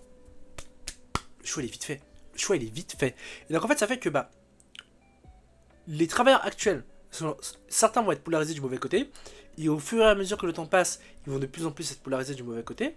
Mais la nouvelle génération, elle, va aller faire des études pour être directement du bon côté. C'est-à-dire directement dans le côté de la finance, etc. Et donc ça, c'est un problème parce que le jour où la nouvelle génération va devenir des votants, pour eux, ils n'ont aucun intérêt à voter comme leur père. Voire, non mais vous imaginez une famille. Imagine un peu, votre daron qui gagne quelqu'un par mois et se retrouve du mauvais côté de la polarisation. Vous avez fait des études, vous avez vu le vent tourner et maintenant vous gagnez 10K par mois. Vous rentrez à la maison, enfin, imaginons, voilà, vous allez voir vos parents, là, vous avez votre père qui vous disent oh, les politiciens, qu'est-ce que je les déteste, à cause d'eux, j'ai perdu mon job, tout ça à cause de la délocalisation, etc. Mais moi, avec 10K par mois, je lui regarde, je suis dans les yeux, je suis en mode enfin, mais qu'est-ce que tu racontes? T'es débile ou quoi? Au contraire, vive la délocalisation. Grâce à la délocalisation, je gagne 10K par mois. Qu'est-ce qu'il me raconte, ce vieux de merde? Enfin, c'est illogique, tu vois. Et c'est exactement ce qui se passe en fait dans un système comme ça. Bref. Maintenant, continuons. je vous dis, il y a beaucoup de choses à faire. Maintenant qu'on a parlé de la polarisation, il va falloir parler d'autre chose. Parlons maintenant de ce qui se passe maintenant en France. Donc, maintenant, la France est totalement développée. La France, elle a atteint son maximum, etc. Vous allez me dire, mais du coup, la France, elle est obligée de faire maintenant comme le Royaume-Uni. C'est-à-dire, maintenant, elle va devoir créer un système financier, commencer à investir à l'étranger. J'ai envie de vous dire oui, mais non. C'est pas ça qui va se passer. Premièrement, comme j'ai dit, le pouvoir, c'est les personnes, puis les politiciens, puis les entreprises. Par contre, ce qui est assez intéressant, c'est de voir maintenant le pouvoir dans les entreprises. Comment marche le pouvoir dans les entreprises? D'abord, c'est les salariés, puis les dirigeants, puis le PDG, et enfin les actionnaires. Parce que les actionnaires ont le droit de dégager ou non le PDG, et voire même les directeurs. Et donc, comme pour le cas de la France, vu que, du coup, elle suit le même modèle, puisqu'elle a été développée de la même manière que les Anglais. Elle suit le même modèle donc que les Anglais. Donc le pouvoir, c'est la même chose, c'est bien les personnes, les dirigeants et les entreprises. Ce qui est maintenant intéressant à voir, c'est comment, du coup, on est du côté des entreprises françaises. Bah, c'est très simple. D'abord, c'est les salariés français, les directeurs français, le PDG qui peut être anglais ou français, et les actionnaires forcément anglais. Simple. Donc ça veut dire qu'en fait, le pouvoir en France, il est détenu par les Anglais. Maintenant, les Anglais, ils préfèrent habiter à Londres ou à Paris? Ils vont rester à Londres. Eux, ils s'en battent les couilles de la France. Pour eux, tout ce qu'ils veulent en France, c'est pouvoir tirer la rente, tirer leurs dividendes, etc. Ils s'en battent les couilles de la France, tu vois, ils en ont rien à foutre. Et ça, c'est assez intéressant, justement. Vu qu'ils en ont rien à foutre, ça fait que, automatiquement, vu que les actionnaires, en fait, ils en ont rien à foutre du pays, le deuxième plus gros dirigeant, c'est celui en dessous des actionnaires. C'est les PDG des entreprises françaises. C'est eux qui vont faire l'élite locale. Et donc là, soit ils sont anglais, et dans ce cas, finalement, en fait, les anglais sont impliqués dans la politique française, soit ils sont français. Mais en fait, ça c'est drôle, parce que du coup, on se retrouve en fait avec l'élite française qui répond à une élite qui est au-dessus d'elle, qui est du coup l'élite anglaise à Londres. D'ailleurs, POV dans la vie réelle, c'est un peu ce qui se passe. Hein. Les élites du monde entier répondent tous à la même élite qui est l'élite américaine. Hein. Enfin, c'est évident, tu vois. Et du coup, ça c'est drôle parce que finalement, on se disait que ça ne donnait pas à avoir un pouvoir comme ça. Mais en plus, ça fait que, en fait, on a une nouvelle dynamique qui se crée. Premièrement, oui, il y a un quartier des affaires qui va se créer en France. Mais il va pas se créer de la même manière que vous pensez. Déjà, il va pas se créer parce que les entreprises vont investir à l'étranger. Comme je vous rappelle, il n'y a pas d'entreprise française. L'entreprise française n'existe pas. C'est que des entreprises qui appartiennent à des Anglais. D'accord? C'est eux qui ont développé le pays. Donc l'entreprise française, ça n'existe pas. Par contre, il y a bien de l'argent en France. L'élite locale, les PDG, ils gagnent bien des salaires, des bonus. Ils ont bien de l'argent. Les salariés en France, ils ont bien de l'argent. Il y a bien une épargne en France. Mais le problème, comme je vous ai dit, là en France, on a atteint le plein emploi et le plein salaire. Donc l'épargne française ne peut pas servir à créer de nouveaux emplois, de créer des entreprises françaises, parce que juste c'est pas rentable. En revanche, ce qui peut faire l'épargne française, c'est aller l'investir à Londres. On va aller l'investir dans le marché anglais. Et là, ça c'est intéressant parce que souvent, ce qui se passe dans les situations comme ça, c'est que les citoyens vont voir la douille. Les citoyens français vont voir la douille, ils vont dire à leurs dirigeants, est-ce que vous trouvez ça normal de financer des entreprises anglaises qui pillent le pays, qui entre guillemets possèdent en fait notre pays, quoi, grosso modo. On n'a pas de souveraineté économique, on n'a même pas d'entreprise française. Les entreprises françaises appartiennent aux Anglais. Donc, est-ce que tu trouves ça normal? Et là, souvent, les politiciens, pour te douiller, qu'est-ce qu'ils vont dire? Ils vont dire, oui, mais en investissant dans l'entreprise mère à Londres, finalement, vu que l'entreprise de Londres possède aussi l'entreprise parisienne, bon, en achetant des actions de l'entreprise londonienne, on achète un bout de l'entreprise française. Donc en fait, on est en train de regagner notre souveraineté. Donc c'est logique. C'est totalement pas logique. Déjà, un, vous faites baiser. Et surtout, deux, ça va alimenter un système assez pervers qu'on va arriver après. Je relis mon truc. Alors, je vais vous passer sur Paint. Parce que, en fait, faut que j'ai fait le dessin sur mon cahier. Mais je pense que je vous le fasse en un peu plus gros. Génial, j'adore Paint. Hop, désolé. Hop, si je vais mettre Paint. Est-ce qu'il est. Ah, attendez. Paint. Oups, bah vas-y, puis au pire.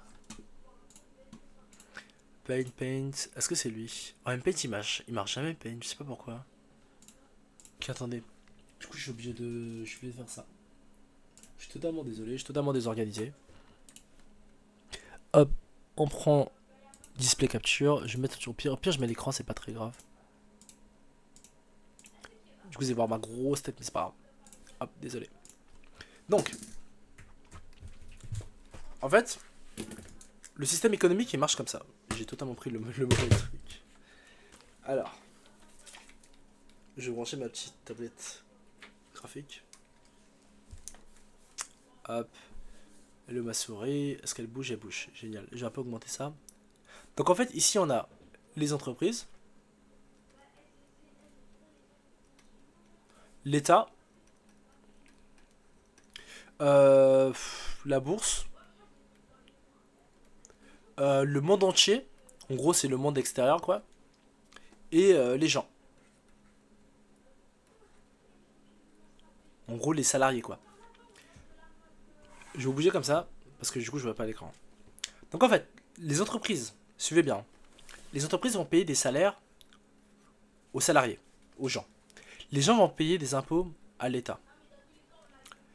Les gens vont donner en échange en échange aux entreprises leur temps. Je mets pas les noms, mais retenez quoi. L'entreprise paye des impôts à l'État. L'État donne des services aux gens et donne des fois des subventions aux entreprises. Ça, c'est le système économique. Ça, c'est le Royaume-Uni, ok? Donc ça, c'est le Royaume-Uni. L'entreprise exporte des biens au monde entier. C'est pour ça qu'elle gagne de l'argent. En échange, le monde entier lui paye. Ça, c'est bon encore. Avec la délocalisation, comme je vous ai dit tout à l'heure, avec les entreprises qui perdent de l'argent, les entreprises vont donner à la bourse des actions. Et la bourse, en échange, va lui donner de l'argent. Bon, après, je pourrais vous faire encore une autre flèche, mais en gros, grosso modo, les gens vont acheter des actions en bourse. Donc là, en l'occurrence, c'est des gens déjà riches, ou des gens avec un minimum d'épargne à Londres, mais souvent, c'est déjà des gens riches. En fait, c'est les riches qui vont se racheter entre eux, quoi. Les gens vont acheter des actions en bourse, en échange de la bourse leur donne des actions. J'ai pas mis la flèche parce que du coup, là, sur le dessin, ça ferait moche, mais vous avez capté l'idée, quoi. Et là, ça va rendre, du coup, il y a un truc assez intéressant. Avec, du coup, le marché financier français qui se crée. Rappelez-vous, le marché financier est juste là pour gérer l'épargne d'une autre manière. En France, comme je vous ai dit, on a une épargne. Elle existe bien, on est bien d'accord. Mais on ne peut pas créer une nouvelle usine en France. Par contre, comme je vous ai dit, la France va payer, va donner de l'argent à la bourse anglaise pour lui acheter des actions. Donc la bourse anglaise va acheter des actions. Enfin, le monde va acheter des actions à la bourse anglaise. Donc là, il y a de l'argent qui est donné. En échange, la bourse anglaise leur donne des actions. Maintenant, il faut que vous compreniez un truc. C'est là que ça sera un peu tricky, mais je vous jure, vous allez comprendre. En France, on a de l'épargne. Quelle est la seule chose qu'on peut faire avec cette épargne? C'est le dépenser. Comme je vous ai dit, on ne peut pas créer quelque chose en plus. Ça n'existe pas. En France, c'est pas possible. Donc la seule chose qu'on peut faire, c'est acheter des actions en bourse. Donc en fait, ce qui se passe, c'est qu'en fait, on a un monde entier qui achète des actions en bourse, peu importe le prix. Bah oui. Puisque, de toute façon, le monde entier n'a que ça à foutre. Ils ont de l'argent et la seule chose qu'ils peuvent acheter, c'est des actions. Donc la seule chose qu'ils peuvent faire, c'est acheter des actions en bourse. Vous êtes bien d'accord? Apprêtez-vous bien. Jusqu'ici, comme vous voyez, le système économique, il marche bien ici. Parce que, en fait, l'argent de la bourse est directement reclaqué dans le monde. Parce que, voilà, on va l'investir en France, etc. Donc, en fait, ça fait que la plupart de l'argent, la plupart du gros cash, il est en dehors du Royaume-Uni. C'est pour ça que les prix sont stables au Royaume-Uni. Jusqu'ici encore, les prix, comme je l'ai dit, ils sont autour de 4000 euros par mois. Ok? Parce que là, ici, les prix sont autour de 4000 euros par mois. Parce que, quand vous regardez bien, quel argent circule au Royaume-Uni? Bah, c'est l'argent des salaires qui vont en impôts. Donc en fait, c'est de l'argent des salaires. Les entreprises, pour l'instant, même si, allez, à la limite, elles versent des dividendes. Ok. Mais la plupart de leur cash, il reste pas au Royaume-Uni. La plupart de leur cash, il va en France pour créer de nouvelles usines. En gros, la plupart de l'épargne, quoi. La plupart de l'épargne va en France pour créer de nouvelles usines. Ou alors, en fait, il va dans le monde entier, mais il ne reste pas au Royaume-Uni. Et vu qu'il reste pas au Royaume-Uni, ça fait qu'en fait, au Royaume-Uni, le coût de la vie, il est organisé autour des salaires, voire salaire un peu plus dividendes, par exemple, s'il y a des dividendes un peu qui sont reversés, quoi. Mais voyez bien qu'en fait, finalement, ici encore, c'est stable. Mais quand le monde entier va se mettre à acheter des actions sur la bourse londonienne, etc., bah, ce qui va se passer, c'est qu'en fait, bah, je vais réinitialiser le graphique. Rappelez-vous bien, qui possède les actions de la bourse? Bah, c'est les actionnaires londoniens. C'est eux qui possèdent les actions de la bourse. Et ici, vous avez le monde. Donc, les actionnaires possèdent des actions de la bourse. Et là, il y a le monde qui veut acheter des actions de la bourse, peu importe le prix. Donc, ce qui va se passer, c'est que les actionnaires, bah, ils vont vendre les actions au monde entier. Il n'y a pas de problème. Je te les vends. Et en échange, le monde, il leur donne de l'argent. Ok? Sauf que, réfléchissez un peu. C'est comme si là, vous avez une maison. Vous avez un Qatari qui arrive et qui sort. Je rachète ta maison 5 millions. Peu importe le prix. Hein. Tu peux lui donner 5 millions, tu peux lui donner 10 millions. Le mec, il dira quand même oui. Parce qu'il veut ta maison. De toute façon, il n'y a que ça à faire. Il veut ta maison. Ta maison, c'est ce qu'il veut. Il s'en fout du reste. Il veut juste ta maison. Peu importe le prix. Bah, toi, ce que tu vas faire, tu vas lui vendre la maison. 5, 10 millions, peu importe. En tout cas, tu vas le vendre au maximum possible. C'est ce que là font les actionnaires anglais. Ils vendent au monde entier les actions au maximum possible. Parce que les mecs, de toute façon, ils ont que ça à foutre que d'acheter des actions. Problème. Quand tu vends ta maison 5 millions, Du coup, tu as 5 millions en cash, on est bien d'accord. Tu vas pas utiliser ces 5 millions pour acheter ta maison. C'est débile. T'es bien d'accord avec moi. Tu vas pas utiliser les 5 millions qu'on t'a donné pour racheter des actions. Pour racheter tes actions. C'est totalement stupide, y a personne qui fait ça. En revanche, avec les 5 millions, ce que tu peux faire, c'est les investir ailleurs.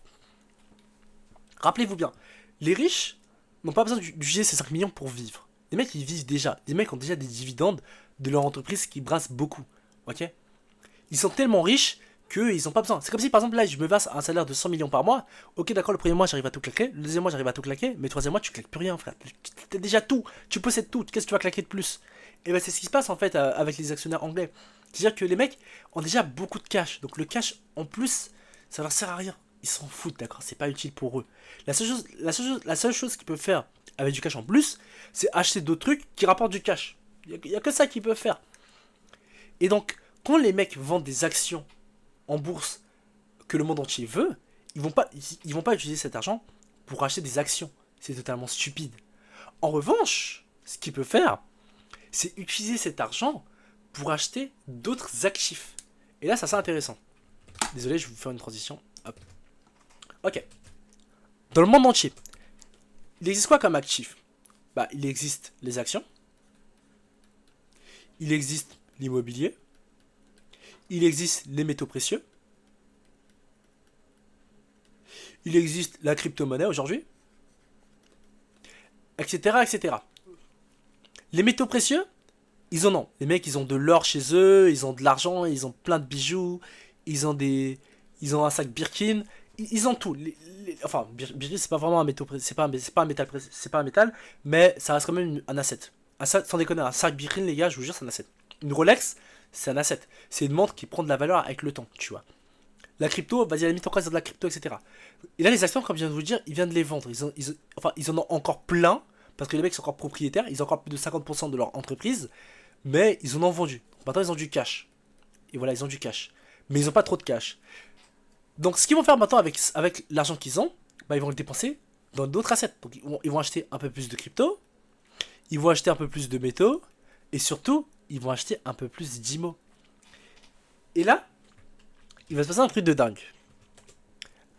Vous vous rappelez? Alors attendez, est-ce que je peux revenir avant? Pas du tout. Ok, c'est pas grave. Je retenais du coup sur ma feuille au pire, c'est pas grave. Donc, j'essaie de faire le système ici. Genre, comme vous voyez ici, système écho. Mais comme je vous ai montré tout à l'heure sur le paint, vous l'avez vu tout à l'heure sur le paint. Mais essayez de le regarder en tête, ok? Et au pire, regardez, au pire, retournez un peu avant dans la vidéo. Faites un screenshot du système. Et regardez-le en même temps du coup là que je parle. Ce qui va se passer du coup. Maintenant qu'il y a de l'argent de libéré, maintenant il y a du cash qui a été libéré, maintenant des actions ont été vendues et qu'il y a du cash. Et que du coup on va acheter d'autres assets. On va acheter maintenant de l'immobilier, par exemple londonien.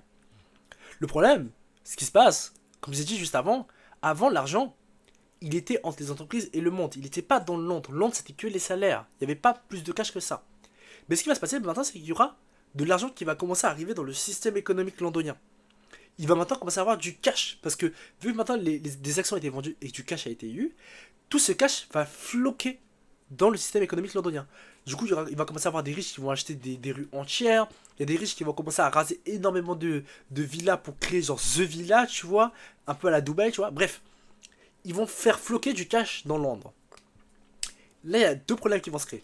Premier problème, en faisant floquer ce cash, comme j'ai dit encore une fois, les mecs, ils ont plein de baraques, ils ont plein de villas, ils ont déjà des yachts, ils ont déjà plein de trucs. Ils n'ont pas besoin d'avoir du passif en plus. Et ils veulent de l'actif. Mais quand tu achètes de l'IMO, tu n'achètes pas de l'IMO pour le laisser dormir. Tu n'achètes pas une autre résidence principale. Non. Ou une résidence secondaire. Quand tu achètes de l'IMO, c'est pour le louer après. Alors là, je viens de vous dire que les mecs ont fait floquer du cash dans la ville. Ils ont fait floquer du cash dans le système économique londonien. Ça fait que bah, finalement, le prix de l'immobilier, il a explosé. Rappelez-vous, bah oui, parce que quand le système économique londonien, il est passé de salaire, voire salaire plus dividende, à salaire plus dividende, plus d'argent de la bourse qui était libéré, les prix ils ont augmenté. Le problème, c'est que si toi, tu gagnes un salaire, plus des dividendes, plus l'argent de la bourse, bah si maintenant... Enfin, je sais, ok, on va refaire. Si avant, tu gagnes salaire plus dividende, quand tu te fais racheter tes actions en bourse, et donc maintenant, tu as un nouveau revenu qui est salaire plus dividende plus bourse, toi, t'es pas touché par ça. T'es pas touché par le système économique. Mais si avant, déjà si avant tu gagnes que salaire, bah, le problème c'est que quand les actionnaires ils vont se verser des dividendes et qu'ils vont le dépenser dans le système économique anglais, bah si toi tu gagnes que salaire, tu te fais baiser. Parce que dans le nouveau système, ceux qui vivent bien, c'est salaire plus dividende. En toi déjà t'as que salaire. Donc déjà tu perds du niveau de vie. Bref. Mais maintenant qu'il y a salaire, plus dividende, plus bourse, à part si t'as les trois, t'es mort. Parce que t'as que le salaire. Vous venez de comprendre le truc ou pas? Et en fait, c'est ce qui va se passer. En faisant floquer de la thune dans Londres, dans l'IMO, etc., à part si t'as les trois, bah finalement, en fait, le coût de la vie va exploser. Pour toi, si t'as que salaire, pour toi, le coût de la vie va exploser. Tu vois? Et il est là le problème. Déjà, premièrement, l'inflation, elle vient de là. En fait, elle vient juste parce qu'il y a. En fait, l'inflation, elle vient juste du fait que il y a de l'argent d'ailleurs qui était ramené, en fait, dans ton économie, tu vois. Il y a encore un autre problème aussi qui se crée. Donc, jusqu'ici encore, comme je vous ai dit, coût de la vie, etc. Vous savez quoi? Même encore quand tu as encore plus de là. Maintenant, le coût de la vie il a explosé. 4 000 euros, c'est plus suffisant. Tu veux gagner plus parce que le coût de la vie il est trop élevé. Qu'est-ce que tu vas aller faire? Tu vas aller voir ton employeur. Tu vas lui dire augmente-moi mon salaire, je n'arrive plus à vivre avec 4 000 euros par mois. Mais comme je vous ai dit, pour eux, 4 000 euros, c'est le salaire max. Ils peuvent pas augmenter plus. Donc si tu demandes trop, qu'est-ce qu'il va dire? T'es viré. T'es viré. On ferme l'usine et on délocalise. C'est là que maintenant que est accélérer la délocalisation. C'est à ce moment-là en fait. La délocalisation elle est accélérée à ce niveau-là. Ok? Simple. Bon, maintenant qu'on a fait un peu tout le schéma, etc. Il y a un autre problème encore qui se crée. Quand tu achètes de l'immobilier, il y a un acheteur, il y a un vendeur. Ici, l'acheteur, c'est le mec qui avait ses actions vendre. C'est qui le vendeur? Bah, c'est quelqu'un qui possédait une résidence, on est bien d'accord. Le mec vient de se faire racheter. En plus, dire que le prix de l'immobilier il est un peu monté. Et en plus, maintenant, avec les gracias, ça a explosé. Donc, le mec vient de se voir offrir beaucoup d'argent. Le problème, c'est que il vient de vendre sa résidence principale. Il doit bien vivre quelque part. Là, il y a deux choix. Soit le mec, il utilise cet argent pour acheter une nouvelle baraque dans la ville. Mais comme je vous ai dit, les prix ont augmenté. C'est comme si je te vendais ta maison à 5 millions. Et toi, tu reprends 5 millions pour acheter une nouvelle maison à 5 millions. Alors qu'en fait, c'est le même nombre de mètres carrés, le même tout. Tu vois, c'est stupide. On voit même que tu perdras parce qu'en fait, il y a des frais, etc. Tu vois. Donc souvent, ce qui va se passer, c'est que vu que les prix de l'immobilier à l'intérieur, au centre-ville ont augmenté, ils seront obligés de vivre un peu plus loin de la ville. Tu vois. Même, malgré que les prix ont augmenté. Et parfois, t'en as même qui ont un encore meilleur plan. Ce qu'ils vont faire, ils vont dire, bah ça tombe bien.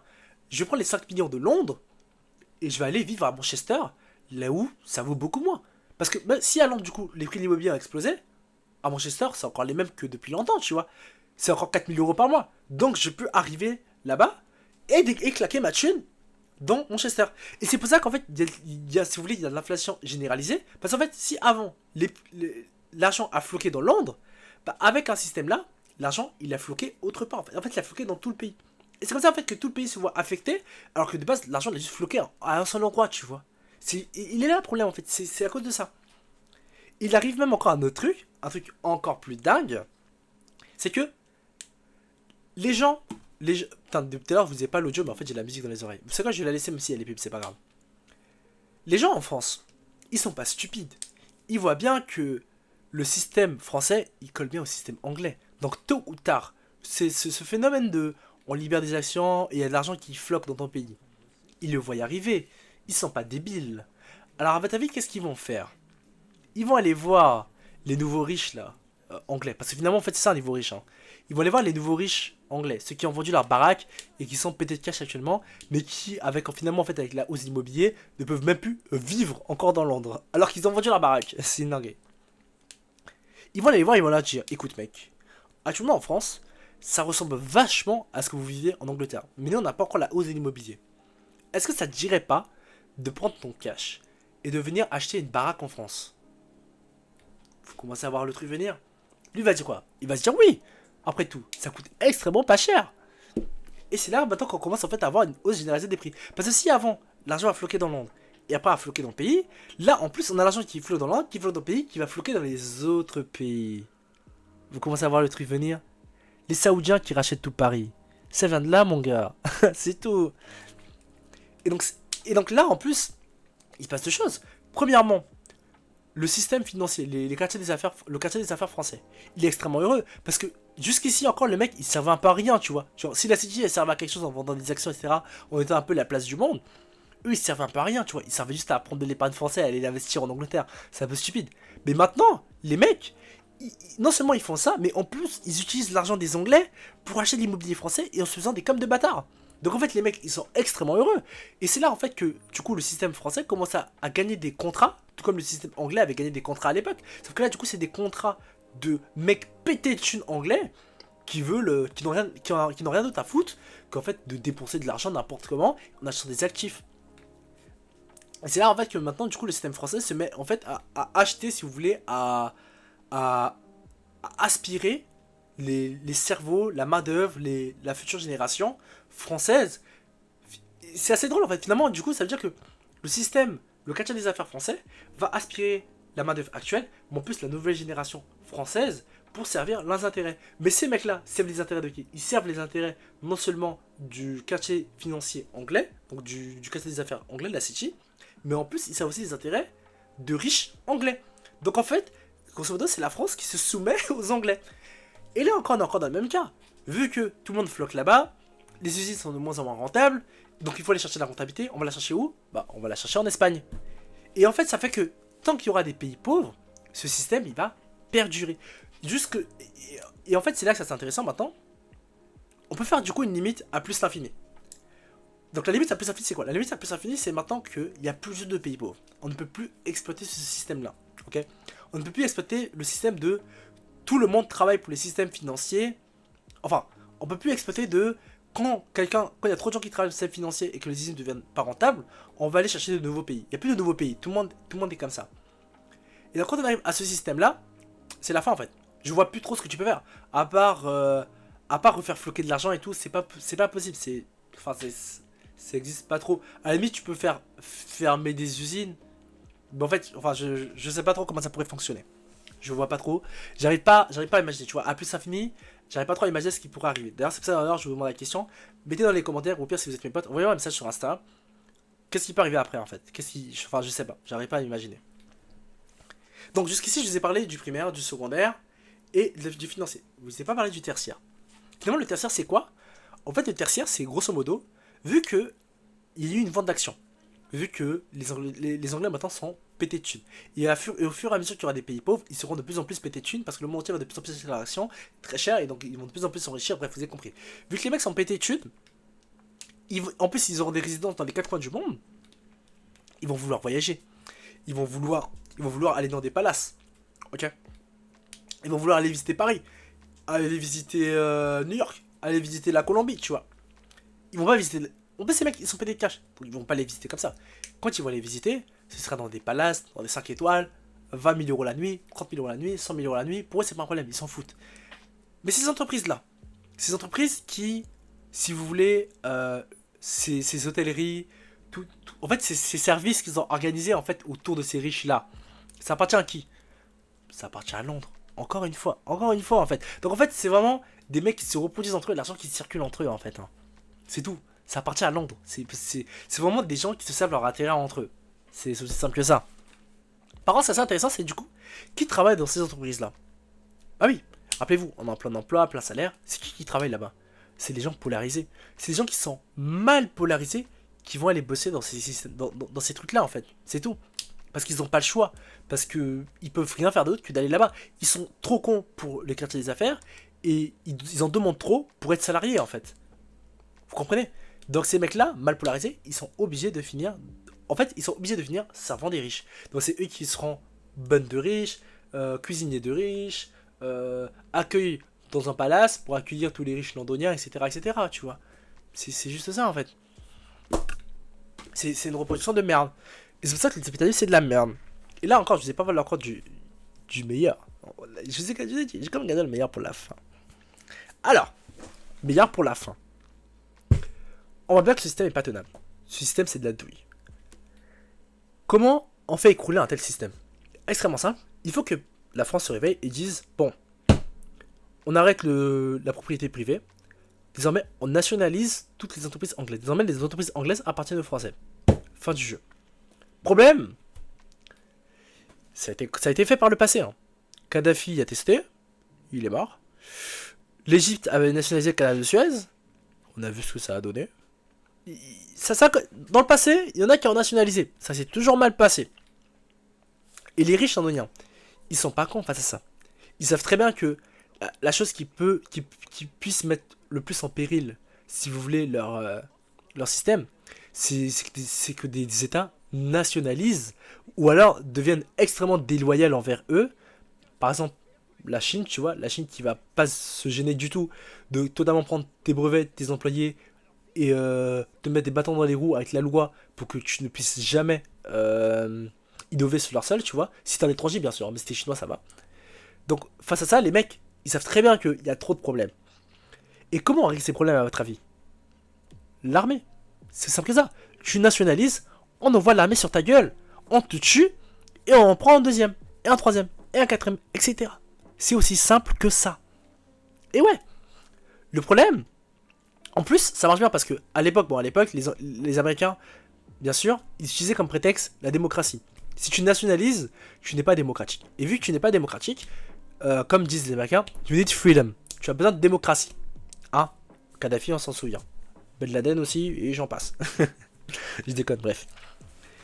Donc, face à ça, on va envoyer l'armée, en fait, pour protéger... Et en fait, c'est ça, c'est ça, il faut comprendre, les gars. L'armée sert à protéger l'intérêt des classes dominantes.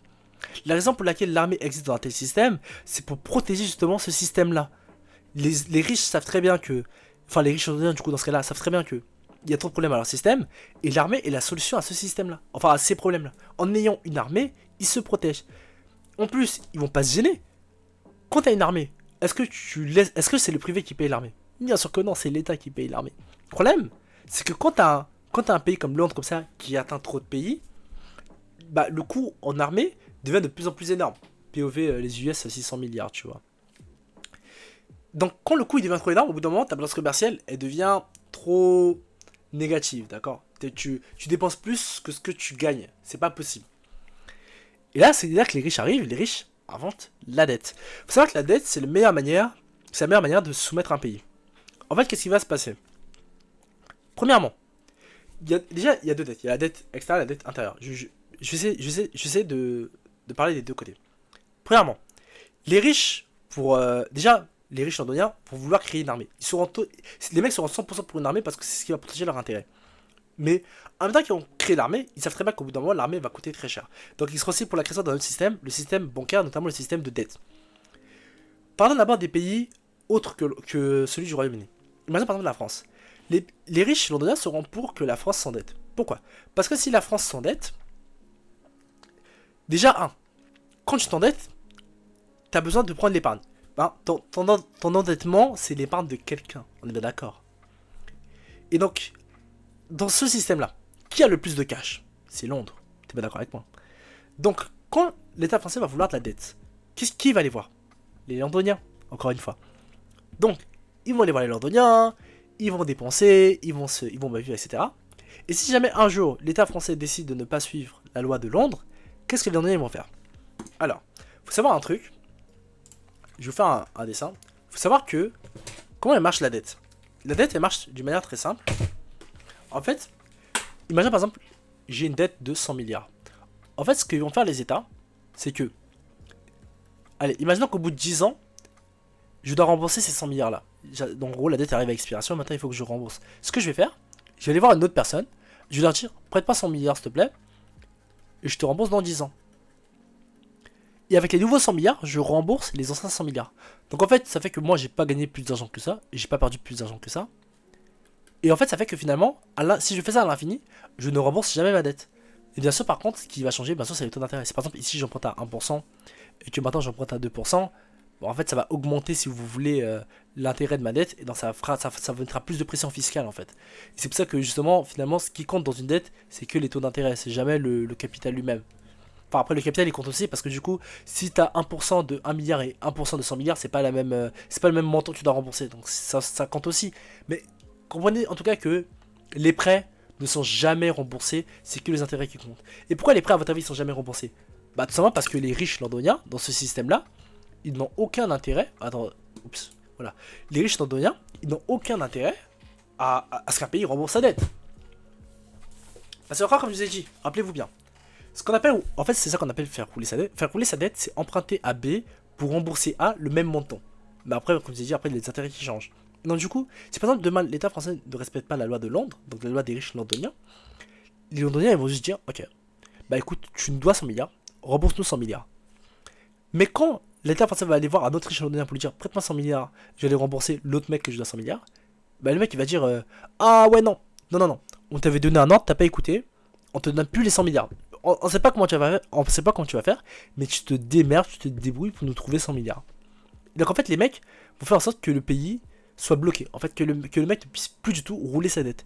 Et vu que le mec ne peut plus rouler sa dette, vous voyez un peu la fourberie, vu que le mec ne peut plus rouler sa dette, et donc il sera obligé de déclarer faillite. Quand tu déclares faillite, imagine toi par exemple là, t'as pris un crédit immobilier et tu peux plus le rembourser. Qu'est-ce qui se passe? La banque, elle saisit ton bien immobilier, on est bien d'accord. Mais là, c'est aussi ce qui va se passer avec les États. Tous les États ont des actifs. Ça peut être des châteaux, ça peut être un patrimoine, genre la Tour Eiffel par exemple. Tous les États ont un actif. Mais quand celui-ci ne peut plus rembourser sa dette, bah écoutez les gars, comme dans le vrai système bancaire, les mecs vont demander à ce que l'État rembourse avec leurs actifs. Et quand les actifs sont pas assez, c'est-à-dire que la dette est plus grosse que les actifs, là ils vont commencer à aller chercher maintenant encore plus loin. En tout cas, ils vont toujours chercher pas, mais ils vont toujours trouver un moyen de se faire rembourser. Et donc maintenant, quand l'État voit justement, dit que c'est de la merde, et qu'en fait, bah les couilles, je te donne pas mes actifs, je te rembourse pas, tu vas faire quoi? C'est là maintenant que rentre l'armée. Du coup, ça donne un casus belli, ça donne un casus belli parce que. Enfin, un casus belli, du coup, c'est une raison. Ça donne une raison. Parce que regardez, avant, l'Amérique, pour attaquer, pour protéger son système, était obligé de dire que vous n'étiez pas démocratique du tout. Aujourd'hui, on sait tous que c'est juste une excuse bidon, que ça marche pas, et même les Américains, maintenant, ils sont pas dupes, ils disent tous que America is evil, tu vois. L'Amérique est le méchant. Mais par contre, avec de la dette, ça change. Parce que du coup, ce qui va se passer, c'est que, vu que l'État ne rembourse pas, ça va donner une raison aux politiciens de pouvoir alimenter le peuple. Parce que, rappelez-vous bien, le peuple, il est divisé en deux. Ceux qui sont mal polarisés et ceux qui sont bien polarisés.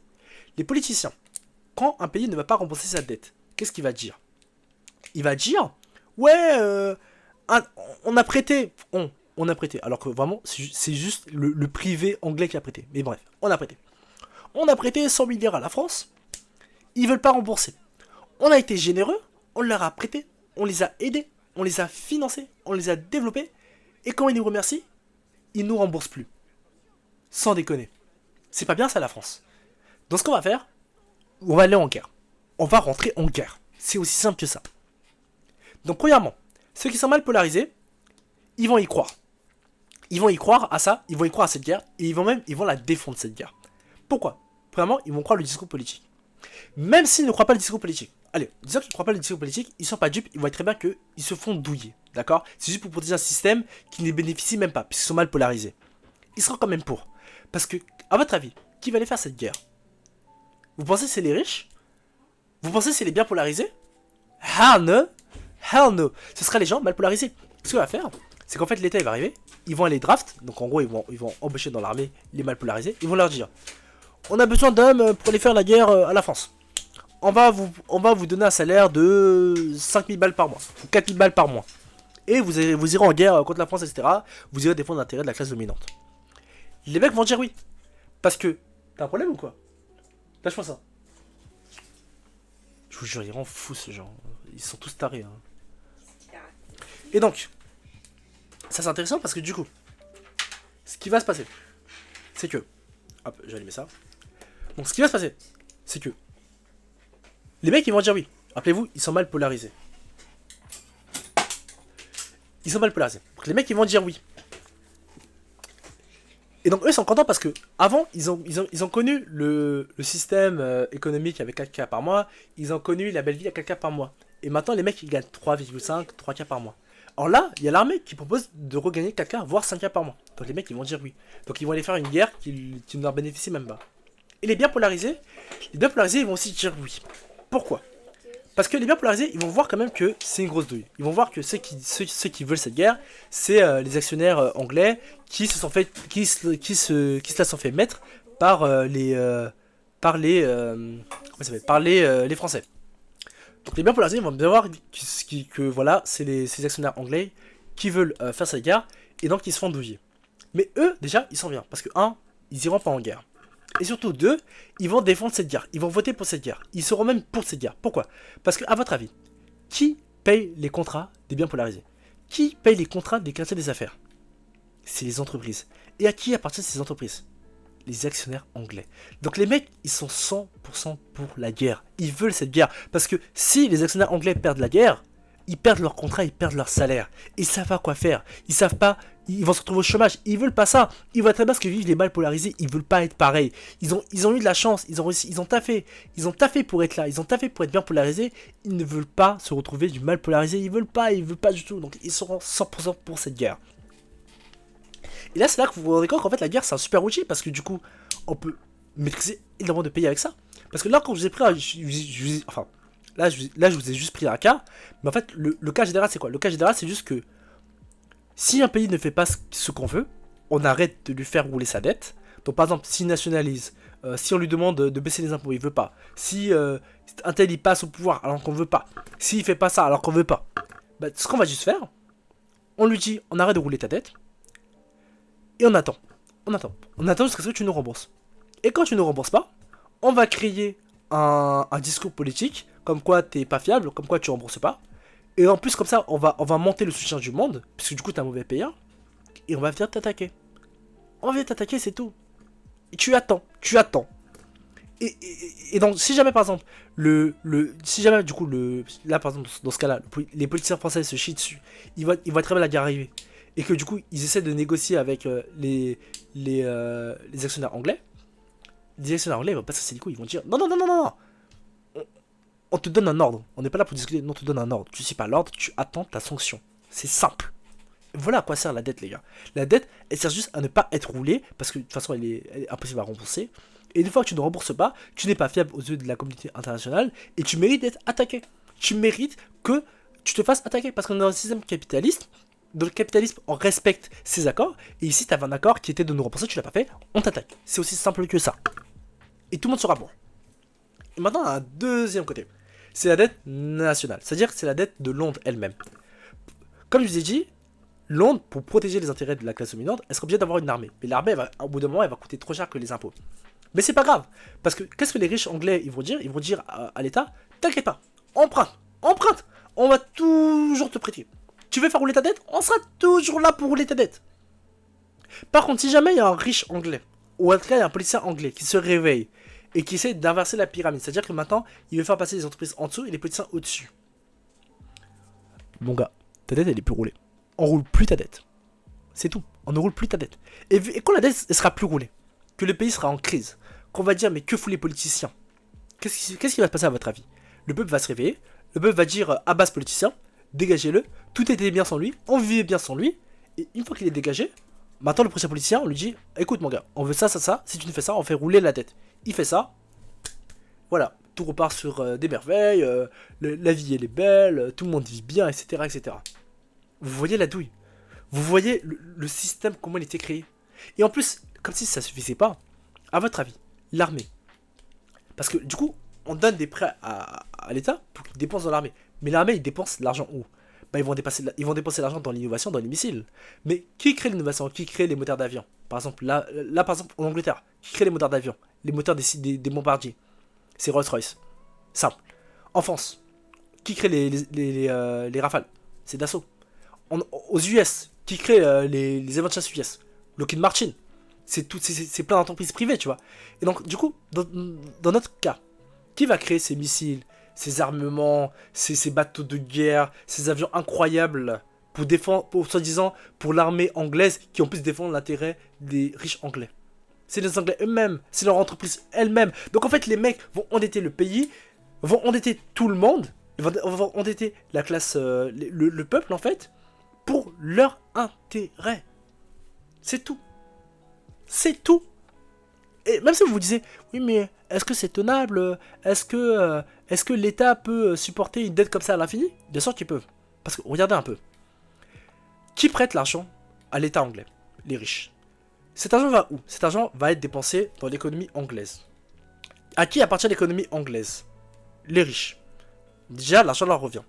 Ensuite, si l'argent est dépensé dans l'armée, l'argent sera dépensé bien sûr dans les salaires des gens dans l'armée, etc. Il sera aussi dépensé où? Dans les entreprises privées. Et ces entreprises privées, ça appartient à qui? Les riches anglais. Et même si soyons fous, il y a une petite partie de l'argent qui sort du système économique anglais. les riches anglais, qu'est-ce qu'ils gagnent? Ils gagnent non seulement de l'argent du système économique anglais, mais du système économique de tous les pays dans le monde. C'est pas possible, tu ne peux pas combattre contre ça. C'est aussi simple que ça, c'est impossible à combattre. Et voilà, c'est tout ce que j'avais à dire les gars. C'est tout ce que j'avais à dire. Voilà pourquoi moi je pense que le système, le capitalisme ne marche pas. En fait, putain, il est 1 minute 34, je suis proche des 2 heures. Mais grosso modo, voilà quoi. Moi je pense que le capitalisme n'est pas tenable. Tant que le capitalisme existera, les guerres existeront. Parce que c'est comme ça en fait. Le système est fait, a été designé comme ça. Et tant que le capitalisme existera, les dettes existeront aussi. Et s'il y a un gars qui a le malheur de se réveiller, bah on arrête de faire rouler sa dette. On attend qu'il ne puisse pas rembourser sa dette parce que de toute façon c'est impossible à rembourser. Et après on lui fait la guerre. Parce que du coup on a une raison de lui faire la guerre. Voilà. Donc voilà, c'est tout ce que j'avais à dire. N'hésitez pas à discuter avec moi si vous voulez me dire des trucs.